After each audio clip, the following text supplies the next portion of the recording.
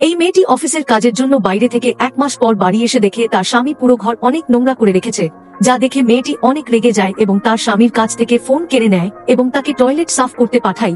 তখন লোকটি টয়লেটে ঢুকে তার কাছে থাকা গোপন ফোন বের করে দেখতে থাকে, আর এদিকে মেয়েটি তার পুরো ঘর পরিষ্কার করতে থাকে এবং ইঁদুরের জন্য একটা খাঁচা বানিয়ে দেয়।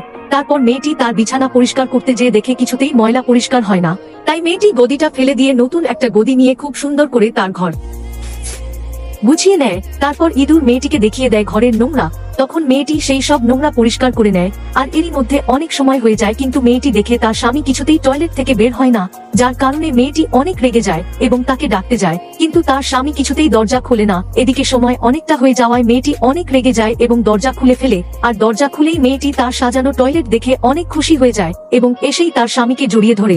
বন্ধুরা, মা তোমাকে জন্ম দিয়েছে কত না কষ্ট করে, সেই মায়ের জন্য ভিডিও তে একটা লাইক সাবস্ক্রাইব করে দাও।